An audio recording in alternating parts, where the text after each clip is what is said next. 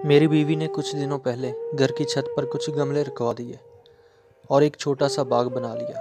गुज़िश्ता दिनों में छत पर गया तो ये देखकर हैरान रह गया कि बहुत गमलों में फूल खिले हैं। लीमू के पौधे में 2 लीमू भी लटके हुए हैं और 2-4 हरी मिर्च भी लटकी हुई नजर आई।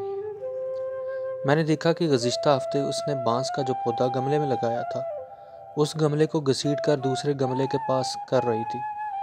मैंने कहा, तुम इस भारी गमले को क्यों घसीट रही हो? बीवी ने मुझसे कहा कि यहाँ ये बांस का पौधा सूख रहा है, इसे खिसका कर उस पौधे के पास कर देते हैं। मैं हंस पड़ा और कहा, अरे पौधा सूख रहा है तो खाद डालो, पानी डालो, इसे खिसका कर किसी और पौधे के पास कर देने से क्या होगा? बीवी ने मुस्कुराते हुए कहा, ये पौधा यहाँ अकेला है इसलिए मुरझा रहा है, इसे इस पौधे के पास कर देंगे तो ये फिर लहलहा उठेगा। पौधे अकेले में सूख जाते हैं, लेकिन इन्हें अगर किसी और पौधे का साथ मिल जाए तो जी उठते हैं। ये बहुत अजीब सी बात थी। एक एक करके कई फोटो आंखों के आगे बनती चली गईं। वालिद की मौत के बाद वालदा साहबा कैसे एक ही रात में बहुत बूढ़ी हो गई थी। अबू जान के जाने के बाद वो सूखे हुए पौधे की तरह रहती थी। जिस वालदा साहबा को मैंने कभी उदास नहीं देखा था, वो वालिद साहब के जाने के बाद खामोश सी हो गई थी। मुझे बीवी के यकीन पर मुकम्मल एतमाद हो रहा था। लग रहा था कि सचमुच पौधे अकेले में सूख जाते होंगे। बचपन में मैं एक बार बाजार से एक छोटी सी रंगीन मछली खरीद कर लाया था और इसे शीशे के जार में पानी भर कर रख दिया था। मछली सारा दिन गुमसुम रही। मैंने उसके लिए खाना भी डाला, लेकिन वो चुपचाप इधर उधर पानी में घूमती रही और इसको डाला गया सारा खाना जार की तह में जाकर बैठ गया।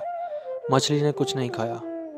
2 दिनों तक वो वैसे ही रही और एक सुबह मैंने देखा कि वो पानी की सतह पर उल्टी पड़ी थी। मुझे घर में पाली में वो छोटी सी मछली याद आ रही थी। बचपन में किसी ने मुझे ये नहीं बताया था। अगर मालूम होता तो कम से कम 2-3 या सारी मछलियाँ खरीद लाता और मेरी वो प्यारी मछली यूँ तनहा न मर जाती। मुझे लगता है कि दुनिया में किसी को तन्हाई पसंद नहीं। आदमी हो या पौधा, हर किसी को किसी न किसी के साथ की ज़रूरत होती है। आप अपने इर्द गिर्द झांकें। अगर कहीं कोई अकेला नज़र आए तो इसे अपना साथ दीजिए, इसे मुरझाने से बचाएं। अगर आप अकेले हों तो आप भी किसी का साथ लीजिए, आप खुद को भी मुरझाने से रोकें।